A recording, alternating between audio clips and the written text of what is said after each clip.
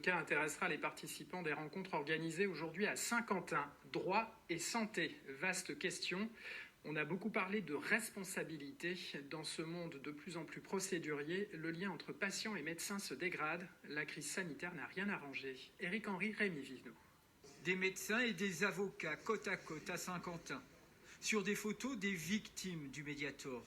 Le doute était déjà là avant la Covid. Le patient n'a plus confiance en nous puisqu'il entend 1000 choses sur les réseaux sociaux qui le déstabilisent. Et notre parole a quelquefois du mal à passer. Mais avec la vaccination, le mal a empiré. En première ligne, les médecins généralistes. Leur relation avec certains patients s'est encore altérée. C'est pas désagréable de parler à nos patients, mais ça se fait sur un ton parfois vindicatif. Et c'est assez difficile pour les médecins. C'est sûrement difficile pour les patients aussi, mais c'est difficile pour les médecins car, encore une fois, cette confiance que nous rencontrons habituellement est parfois rompue. L'autorité médicale battue en brèche aussi à l'hôpital.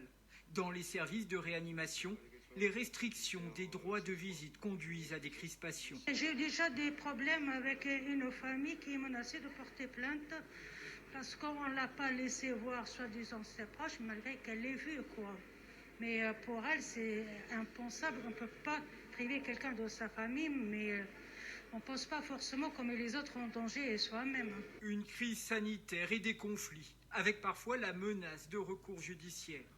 Pour le bâtonnier de l'Ordre des avocats de Saint-Quentin, la désescalade passe aussi par un effort des professionnels de santé. Il y a une tendance générale, les malades veulent être informés.